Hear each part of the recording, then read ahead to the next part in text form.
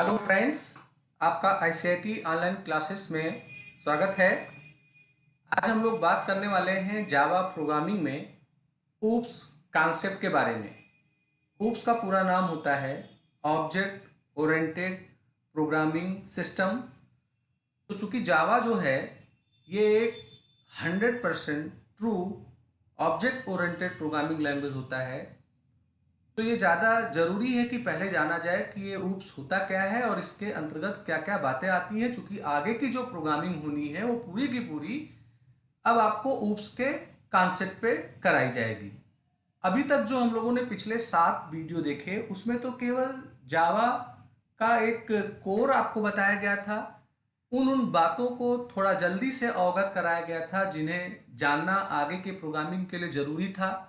जैसे लूपिंग क्या होता है, हमारा इफ स्टेटमेंट हो गया, स्विच हो गया, उसके डेटा टाइप हो गए, वेरिएबल्स हो गए। तो ये चीज़ें आगे यूज होंगी, ऐसा कि नहीं होंगी। पर अब हम लोग ऑब्जेक्ट ओरिएंटेड प्रोग्रामिंग में प्रवेश कर रहे हैं, यानी कि जावा कह सकते हैं कि अब एक्चुअल आप पढ़ने जा रहे हैं।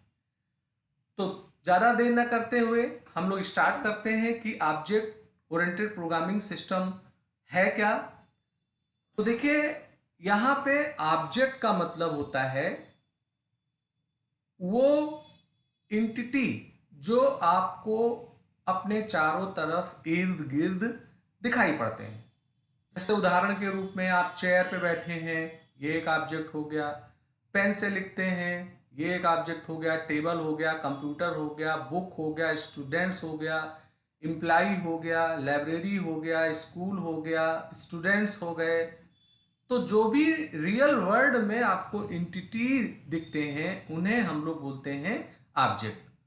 तो ऊप्स में क्या होता है कि जितनी भी प्रोग्रामिंग हम लोग करते हैं वो इन्हीं ऑब्जेक्ट के ऊपर केंद्रित होकर करते हैं, इसीलिए इसको बोला जाता है कि ये ऑब्जेक्ट ओरिएंटेड प्रोग्रामिंग है। ऑब्जेक्ट ओरिएंटेड प्रोग्रामिंग में जो ऊप्स होगा ये बताता है कि आप जितनी भी प्रोग्रामिंग करेंगे वो यूज करेंगे उसमें किस चीज को, ऑब्जेक्ट को। ऑब्जेक्ट मतलब रियल वर्ल्ड के एंटिटी को।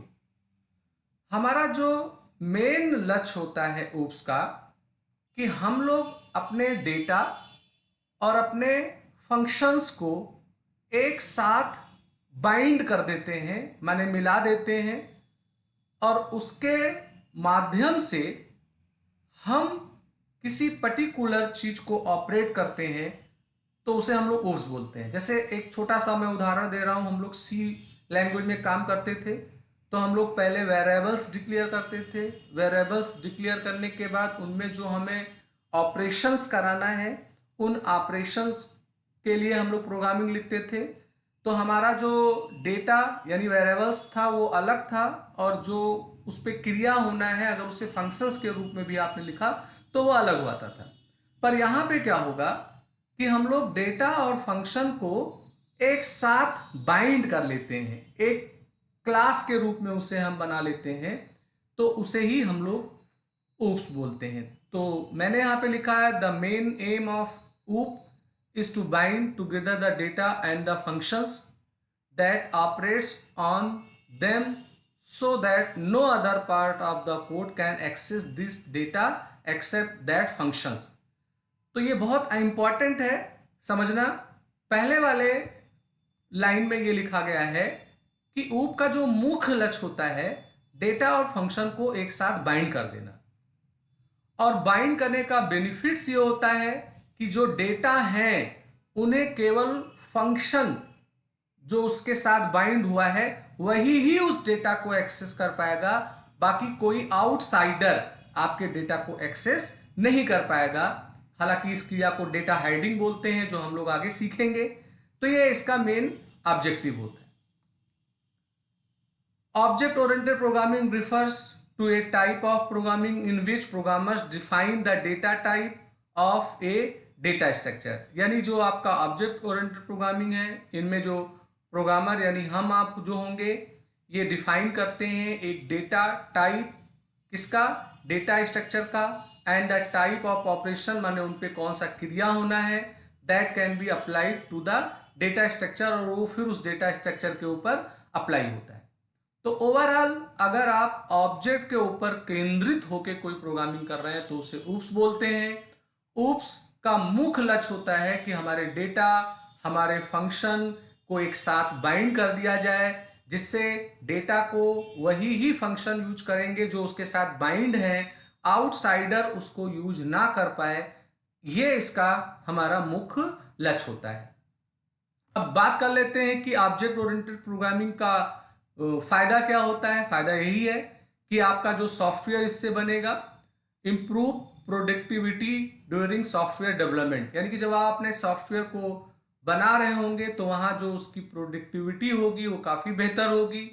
सॉफ्टवेयर को मेंटेन करना काफ़ी बढ़िया रहेगा और ये अधिक तेज़ी से आपका डेवलपमेंट का काम कराएगा, डेवलपमेंट का कास्ट कम आएगा और आपके सॉफ्टवेयर की क्वालिटी बहुत बेहतर होगी। ये हमारे ऊप्स प्रोग्रामिंग के बेनिफिट्स होते हैं। अब अगर आप ऊप्स प्रोग्रामिंग में काम करने जा रहे हैं तो ये ऊप्स के आपके कॉन्सेप्ट हैं। इन्हीं चीज़ों को ही हम लोग बोलते हैं ऑब्जेक्ट ओरिएंटेड प्रोग्रामिंग सिस्टम, यानी कि ऑब्जेक्ट आएगा, क्लास आएगा, मेथड आएगा, इनहेरिटेंस आएंगे, पॉलीमॉर्फिज्म आएंगे, एब्स्ट्रैक्शन आएगा, इनकैप्सुलेशन आएगा, माने ये प्रॉपर्टी होते हैं हमारे ऊप्स में। तो जिन लैंग्वेजेस में हमें इन सारी बातों की प्रोग्रामिंग की सुविधा मिलती है वो आ जाता है ऊप्स के कैटेगरी में, और ये सारा आपको C++ में मिलेगा, इसलिए C++ ऊप्स है। हमारे पाइथन में भी मिलता है और भी बहुत सारी भाषाएं हैं उनमें आते हैं। तो ये आपके ऊप्स के कॉन्सेप्ट हैं। तो पहले हम लोग इनके बारे में ओरली चर्चा करेंगे और फिर आगे हम लोग जब प्रोग्रामिंग करेंगे तो इन्हीं ही सारे बातों को हमें प्रोग्रामिंग के मैनर में सीखना होगा। तो पहले बात कर लेते हैं एक ग्राफ के जरिए जो मैंने पीछे दिखाया था कि ऊप्स का जो कॉन्सेप्ट है, इसमें आपके क्लास होते हैं, ऑब्जेक्ट होते हैं, इनकैप्सुलेशन होता है, इनहेरिटेंस होता है, पॉलीमॉर्फिज्म होता है, एब्स्ट्रैक्शन होता है। ये हमारे ऊप्स के कॉन्सेप्ट हैं। तो चलिए पहले चर्चा करते हैं कि ऑब्जेक्ट क्या होता है।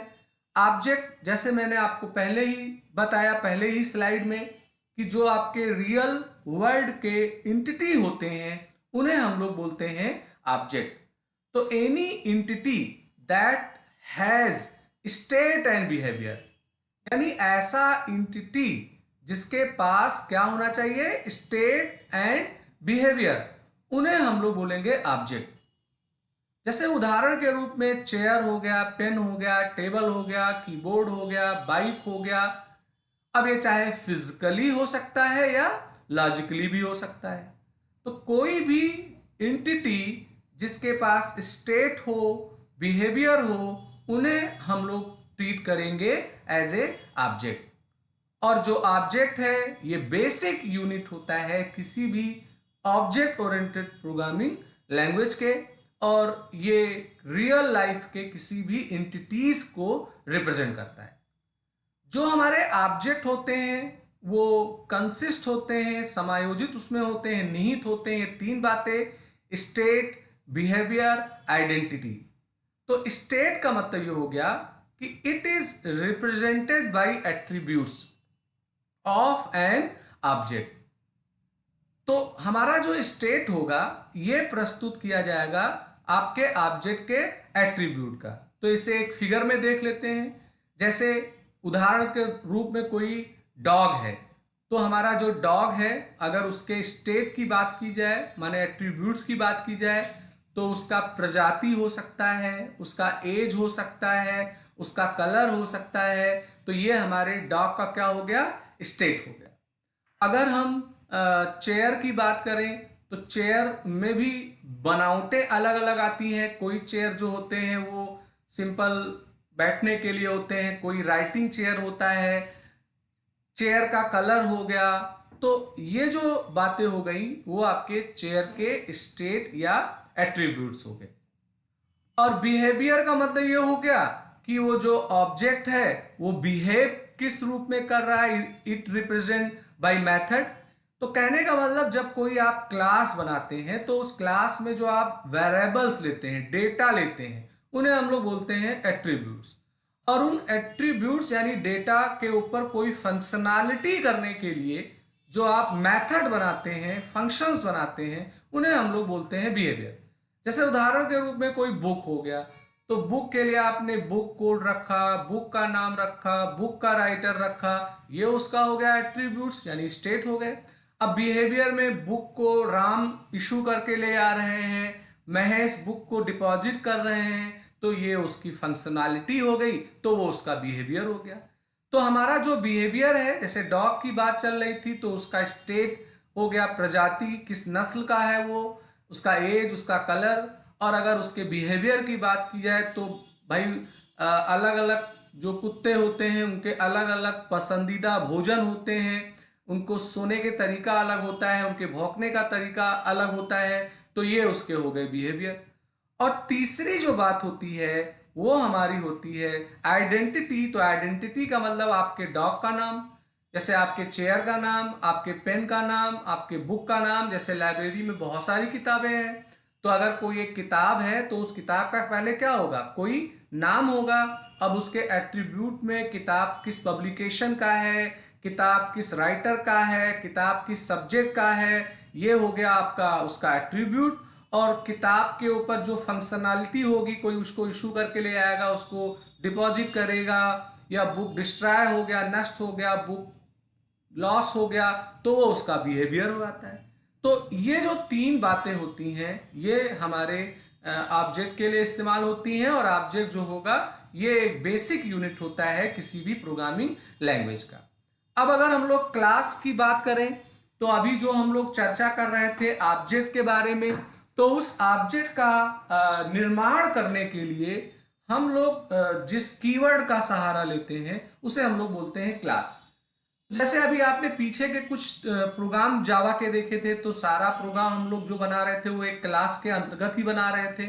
तो क्लास का हम लोग एक नाम दे रहे थे, जैसे क्लास हमने नाम दे दिया स्टूडेंट, तो स्टूडेंट एक ऑब्जेक्ट हो गया। तो क्लास जो है ये एक यूजर डिफाइंड ब्लूप्रिंट या प्रोटोटाइप है, जिसके मदद से हम लोग तैयार करते हैं अपने ऑब्जेक्ट को। ये रिप्रेजेंट करता है बहुत सारे प्रॉपर्टीज और मेथड को। माने कोई क्लास बनाएंगे तो उसमें हम लोग डेटा रखेंगे और मेथड रखेंगे। डेटा का मतलब उसकी प्रॉपर्टी, उसकी एट्रीब्यूट माने वेरिएबल्स हो गए। मेथड्स का मतलब उसके लिए जो फंक्शंस आप बनाते हैं, क्लास के अंदर जो फंक्शंस बनते हैं उन्हें हम लोग फंक्शन ना बोल के मेथड बोलते हैं। तो क्लास जो होता है ये दो चीजों को मिला के बाइंड किया आता है, एक डेटा माने वेरिएबल्स और एक फंक्शंस यानी जिसे हम बोलेंगे मेथड्स। और ये रिप्रेजेंट होगा प्रॉपर्टी और method that are common to all object, जो सारे ऑब्जेक्ट के लिए क्या होगा, कॉमन होगा। और अगर देखा जाए तो किसी क्लास को बनाने के लिए इन इन बातों का होना जरूरी है। जैसे सबसे पहले होता है मॉडिफायर।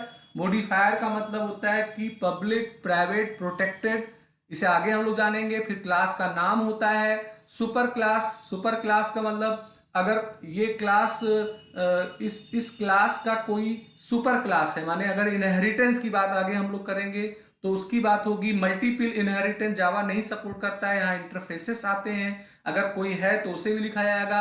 अन्यथा हम लोग क्लास का नाम और उसका जो ब्लॉक है उसे हम लोग यहाँ लिखने का काम करते हैं। मेथड, मेथड फंक्शंस को बोलाता है।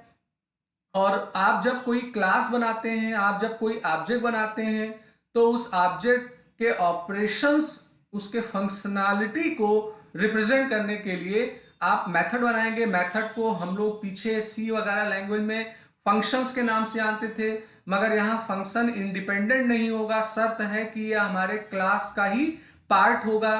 तो जो मेथड होंगे ये कलेक्शंस ऑफ स्टेटमेंट्स यानी बहुत सारे स्टेटमेंट को एकत्र करके होंगे, और इन्हें किसी एक पर्टिकुलर काम को हल करने के लिए बनाया जाएगा। और ये हमें जो इसे कॉल करेगा उसको ये रिजल्ट रिटर्न कर देगा।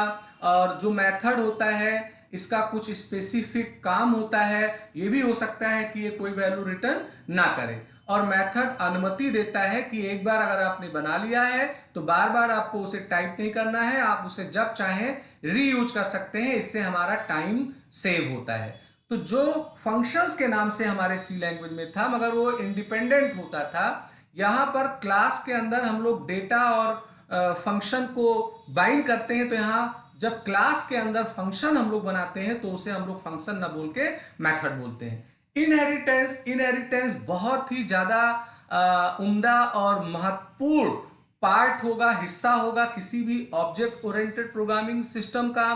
तो इनहेरिटेंस एक ऐसा तरीका है, मैकेनिज्म है हमारे जावा में, जो जिसमें हम किसी एक क्लास को इनहेरिट कर देते हैं किसी दूसरे क्लास से। तो इससे फायदा ये होता है कि जिस क्लास को दूसरे क्लास से इनहेरिट किया, उस क्लास के सारे प्रॉपर्टीज को, माने फील्ड्स, माने वेरिएबल्स और मेथड्स को हम उस अनदर क्लास में रीयूज कर सकते हैं। तो इस क्रिया को हम लोग इनहेरिटेंस, आनुवांशिकता इसकी हिंदी भी होती है। तो सपोज करिए आपने कोई क्लास बनाया, उस क्लास में आपने बहुत सारे डेटा लिए माने वेरिएबल्स, आपने बहुत सारे मेथड्स बनाए माने फंक्शंस। अब आप कोई दूसरा क्लास बना रहे हैं और आपको लग रहा है कि उस दूसरे क्लास में उस पहले वाले क्लास का पूरा सेम काम कराना है, तो ऐसे स्थिति में हम लोग इसे इनहेरिट कर लेते हैं। जैसे उदाहरण के रूप में अगर आपने माइक्रोसॉफ्ट ऑफिस पढ़ा होगा, तो माइक्रोसॉफ्ट ऑफिस में वर्ड, एक्सेल, पावर पॉइंट है, तो इनमें बहुत सारे कमांड्स होते हैं जो सबके अंदर कॉमन होते हैं। जैसे उदाहरण के रूप में बोल्ड, अंडरलाइन, इटैलिक, फॉर्मेटिंग का टूल हो गया, या ऐसे बहुत सारे कमांड हैं जो तीनों में कॉमन है। तो ऐसा नहीं कि उनके लिए 3 बार प्रोग्रामिंग की गई होगी, एक बार उसकी प्रोग्रामिंग की गई और जब वो दूसरे ऐप में जरूरत पड़ा तो उसको वहां पर इनहेरिटेंस कर लिया गया, ना कि उसकी प्रोग्रामिंग दोबारा बैठ के की गई। तो जब आप किसी एक क्लास को दूसरे क्लास से लिंक कर लेते हैं, इससे उस पहले क्लास की प्रॉपर्टी को आप दूसरे में यूज कर पाए, इस क्रिया को इनहेरिटेंस बोलते हैं।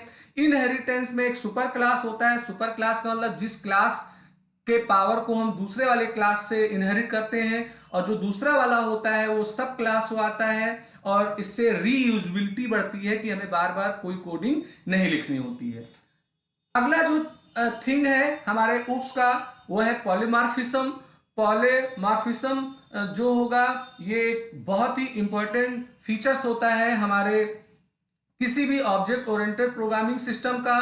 तो इसका मतलब ये होता है कि if one task is perform in different way, यानी कि कोई एक कार्य है और वो कार्य अलग अलग तरीके से हो रहा है, तो इसी को ही हम लोग बोलते हैं पॉलीमॉर्फिज्म। इसका सबसे अच्छा उदाहरण है कि जैसे अगर किसी व्यक्ति को ले लीजिए और बहुत सारे पशु होते हैं, बहुत सारे पक्षियां होती हैं, तो सबके बोलने का जो तरीका होता है वो अलग अलग होता है, स्पीक करने का जो तरीका होता है वो अलग अलग होता है, और बोल सारे लोग रहे हैं। तो ये एक उदाहरण है हमारे पॉलीमॉर्फिज्म का। पॉलीमॉर्फिज्म के लिए हम लोग जावा में जिस कॉन्सेप्ट को यूज करते हैं उसे हम लोग ओवरलोडिंग और ओवरराइडिंग बोलते हैं। ओवरलोडिंग और ओवरराइडिंग के जरिए हम लोग अचीव करते हैं पॉलीमॉर्फिज्म को, जो हम लोग आगे प्रोग्रामिंग के जरिए देखेंगे कि इसका कैसे प्रयोग किया जाता है। यह बहुत ही अच्छा फीचर्स है किसी भी ऊप्स लैंग्वेज के लिए। एब्स्ट्रैक्शन, एब्स्ट्रैक्शन भी हम लोग ऊप्स के अंतर्गत करते हैं।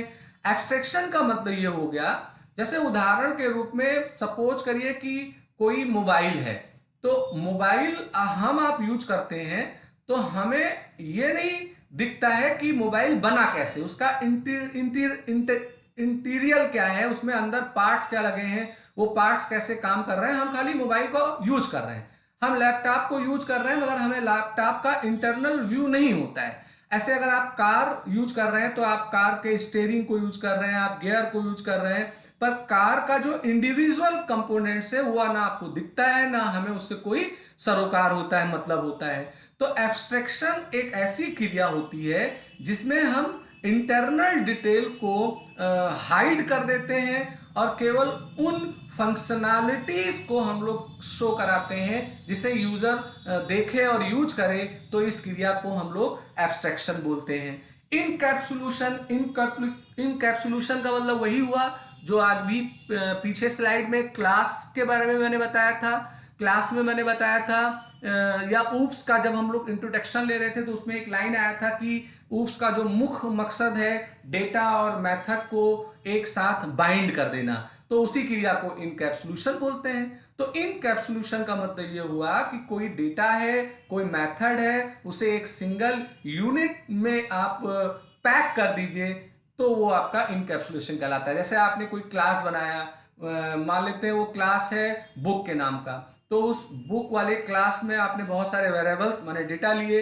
अब उन वेरिएबल्स के ऊपर बहुत सारे अलग अलग फंक्शनैलिटी को करने के लिए अलग अलग आपने मेथड बनाया, तो वो जो पूरा क्लास बना बुक का नाम से, वो एक इनकैप्सुलेशन का फॉर्म ले लिया। इसका सबसे अच्छा उदाहरण एक मेडिसिन का कैप्सूल आता है। तो आपको जो कैप्सूल दिखता है वो एक सिंगल यूनिट में दिखता है, मगर उसके अंदर बहुत सारे अलग अलग मेडिसिन मिक्स हो सकते हैं और आपको उन अंदर वाले मेडिसिन से कोई सरोकार नहीं होता है, आपको एक सिंगल यूनिट के रूप में कैप्सूल दिखता है। तो इस क्रिया को हम लोग इन कैप्सुलेशन बोलते हैं। तो फ्रेंड्स, आज का जो वीडियो था इसमें मैंने ऊप्स का केवल कॉन्सेप्ट बताया है, मैंने कोई प्रोग्रामिंग से रिलेटेड बातों की चर्चा नहीं की है। अब हम लोग अगला जो वीडियो देखेंगे, उन वीडियो में जो हम लोगों ने एक थ्योरेटिकली पढ़ा हुआ है, इसका हम लोग प्रोग्रामिंग कॉन्सेप्ट देखेंगे, सीखेंगे कि कैसे क्लास ऑब्जेक्ट क्लास के जरिए बनेगा, इनहेरिटेंस कैसे यूज होगा, पॉलीमॉर्फिज्म कैसे यूज होगा, एब्स्ट्रैक्शन कैसे यूज करेंगे। तो वो सारा आपको नेक्स्ट वीडियो से देखने को मिलेगा। तो मैं अपना वीडियो आज का यहाँ समाप्त करता हूँ। आपका दिन शुभ हो। जैसा कि आज रक्षाबंधन है, तो सभी लोगों को मेरे तरफ से रक्षाबंधन की हार्दिक शुभकामनाएं।